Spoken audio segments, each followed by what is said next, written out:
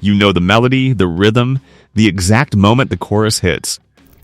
But right now, without looking it up, can you name the artist? That's the story of the 10 songs we're covering today. Tracks that conquered radio, hit number 1, and permanently embedded themselves into the DNA of popular music. But the people behind them, largely forgotten.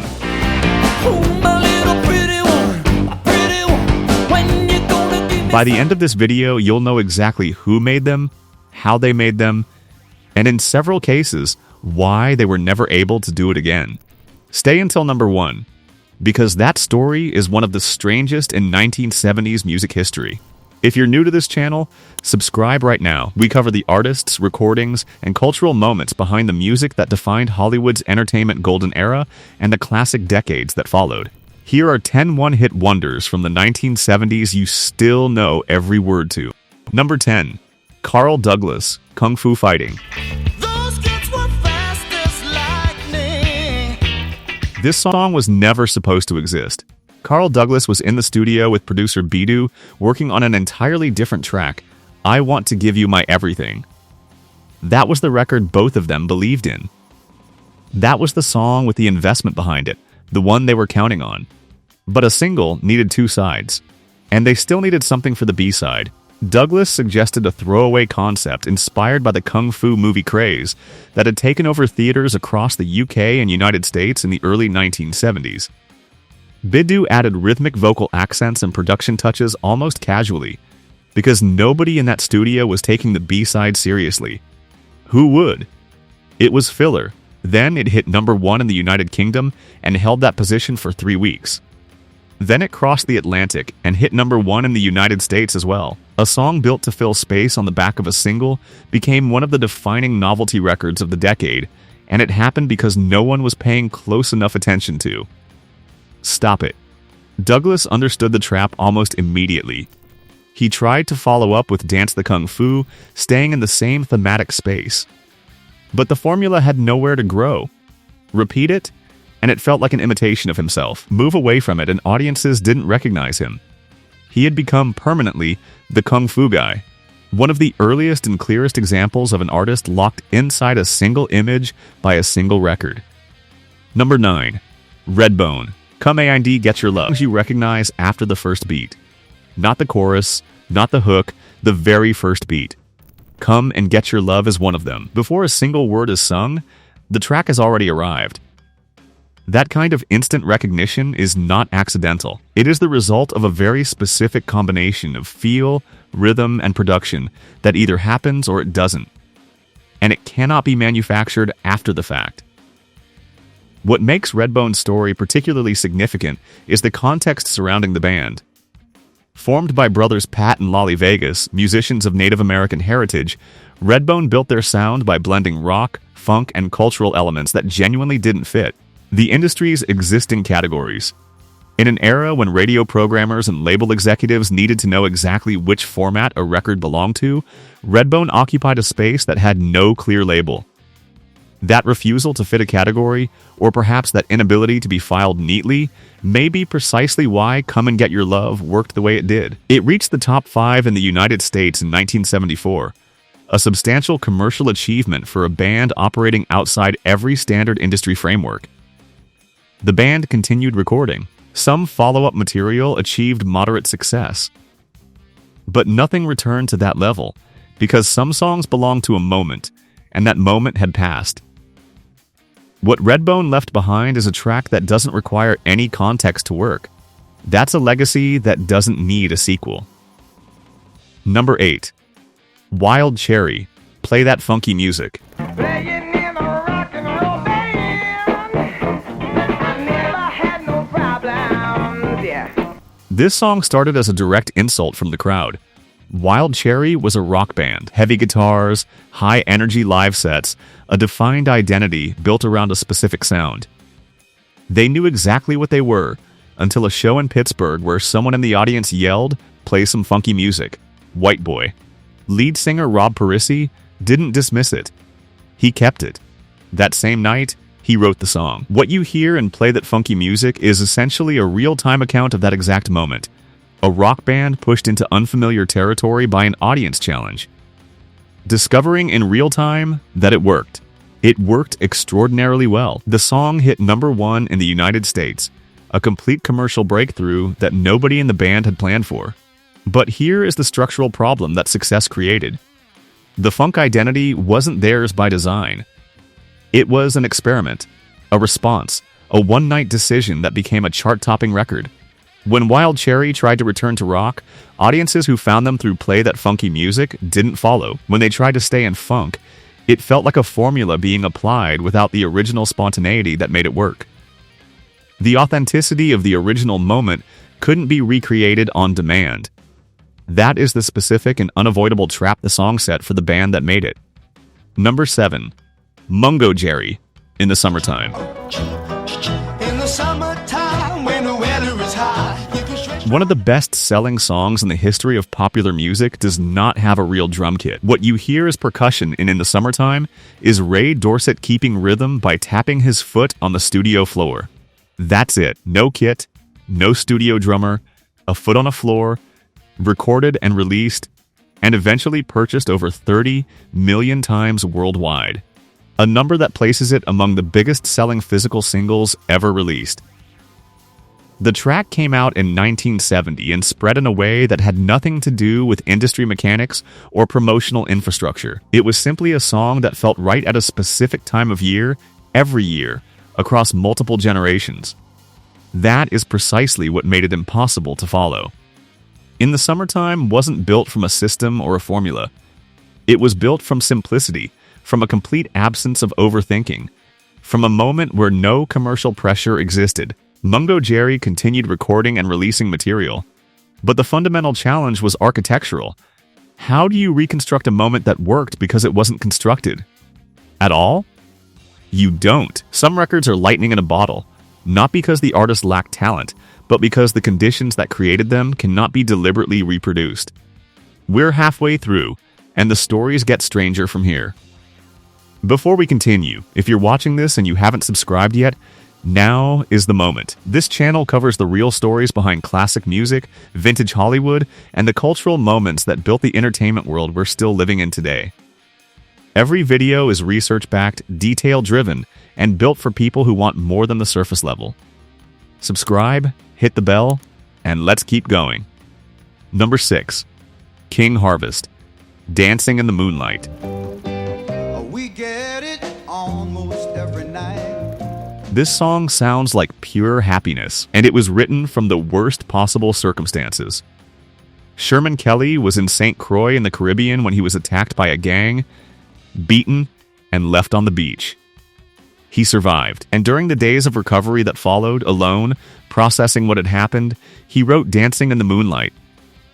Not as a reflection of the violence, as the direct opposite of it. He began imagining a place where none of that could happen. A space where people gathered at night without threat, where everything felt safe and weightless and easy. He built that place in a song, and that is exactly what you hear when you listen to it. Not a celebration, but a refuge. A world constructed in direct response to real danger. The track was released with minimal commercial expectation and grew slowly until it became one of the most recognizable sounds of the decade. That emotional sleight of hand, the complete inversion of the circumstances that created it, is what gives Dancing in the Moonlight its specific quality. It doesn't sound like effort. It sounds like relief. King Harvest never replicated that commercial moment, but the song's continued presence in film, television, and playlists across 50-plus years suggests that the feeling Kelly built into it was permanent. Number 5. Pilot, Magic. Nothing about this song announces itself. It comes in quietly. No dramatic opening, no aggressive hook, no signal that what you're about to hear is going to stay with you for the rest of the day. It simply starts, and within a few seconds it's already settled somewhere in your head without asking permission.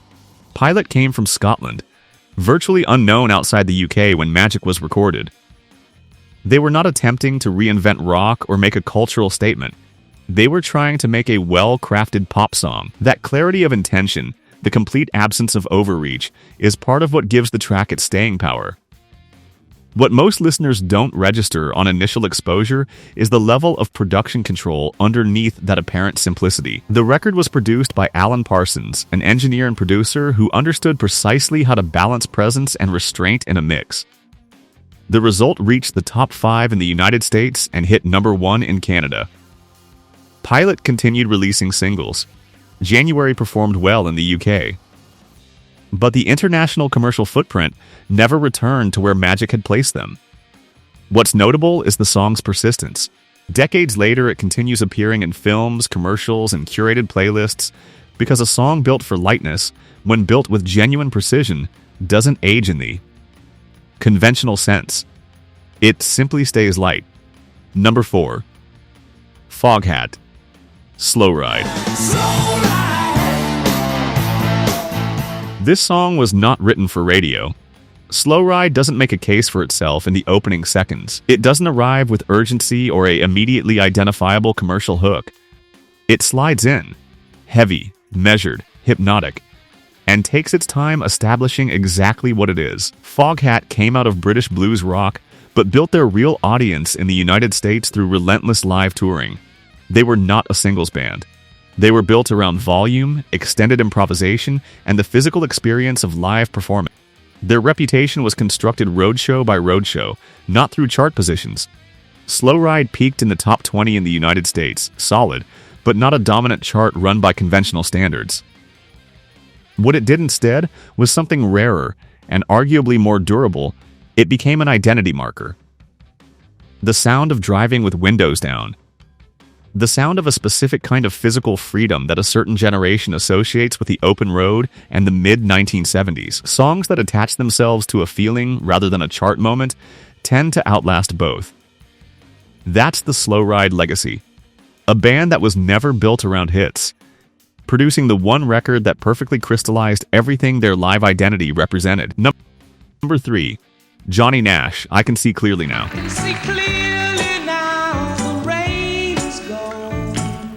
In 1972, this song made a specific and rare promise, and kept it. I Can See Clearly Now reached number 1 on the Billboard Hot 100 and held that position for 4 weeks.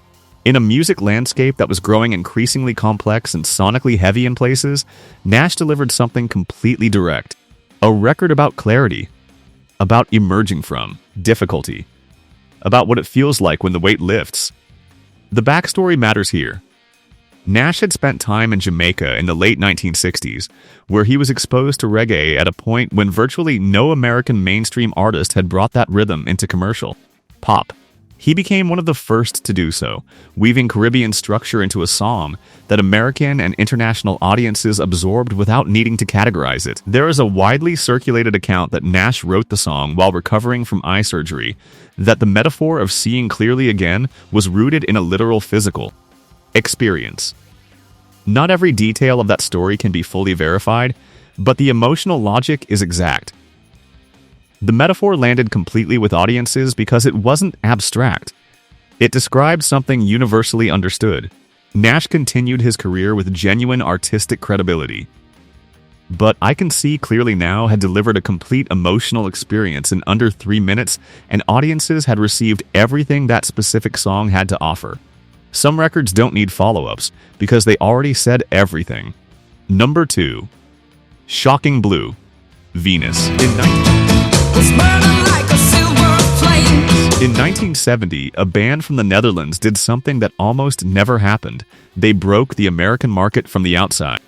Venus by Shocking Blue reached number 1 on the Billboard Hot 100 and topped charts across multiple countries simultaneously. For a band operating outside the UK-US commercial axis that dominated the industry at the time, that achievement was genuinely extraordinary.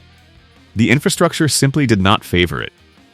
The song was written by guitarist Robbie Van Leeuwen and carried an interesting structural element. Its foundation drew partly from an American folk tune called the Banjo Song, which gave it a familiarity for American listeners even within a European psychedelic rock arrangement.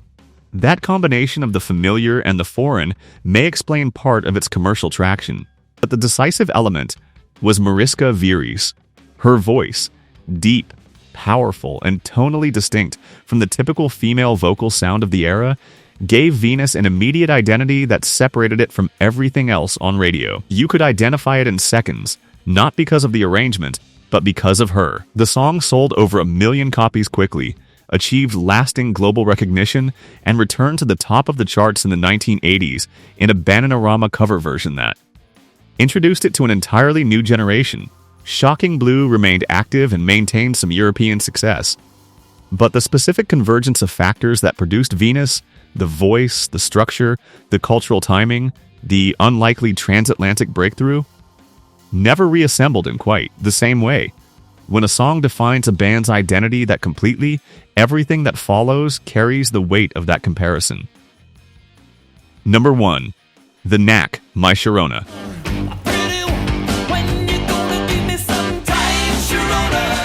In 1979, this song took over American radio so completely and so quickly that it felt less like a hit and more like a sudden occupation. My Sharona by The Knack spent 6 weeks at number 1 on the Billboard Hot 100. It became one of the most played songs of the year and, for a significant portion of the audience, functioned as a sonic marker for the end of the 1970s and the beginning of something new. The origin is specific. Lead singer Doug Fieger wrote the song about a real person, Sharona Alperin, who was 17 years old at the time. That fixation became the architecture of the lyrics, direct, repetitive, and built around an urgency that comes through the moment the guitar riff starts. The track doesn't build to something, it begins at full intensity and maintains it.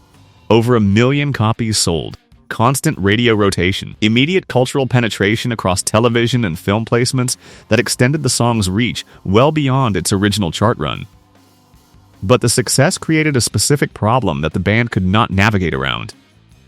The Knack was positioned by their label as the next wave of Beatlemania, an expectation so enormous that no follow-up could rationally meet it. When the second album arrived and didn't match My Sharona's commercial impact, the narrative reversed entirely. Critics who had championed the band turned. The gap between the expectation that had been set and the reality of what a second record could deliver became the story. The Knack was not a one-hit wonder by catalog. They continued making music, and several of their records have genuine merit, but in the commercial and cultural record, My Sharona is the entry, the peak, and the defining fact. Some songs don't just become hits, they become the moment itself, and the exact place and time where you first heard them. My Sharona is that kind of record. The kind where 50 years later, you don't just remember the song. You remember precisely where you were. 10 songs. 10 artists. 10 moments where everything aligned perfectly. And then, for most of them, never aligned that way again. The 1970s produced more of these than any other decade in popular music history. Records that achieved a level of cultural penetration that their creators could not replicate, not because of a lack of talent, but because the specific combination of timing, circumstance, and creative instinct that produced them cannot be deliberately reconstructed. That's not a failure. That's a legacy. Drop a comment right now. Tell me which of these 10 you knew word for word before you even clicked on this video. I want to know. And if you're not subscribed yet, this is your moment. This channel is built specifically for deep dives into classic music, Hollywood's golden era, and the artists and recordings that shaped half a century of entertainment history.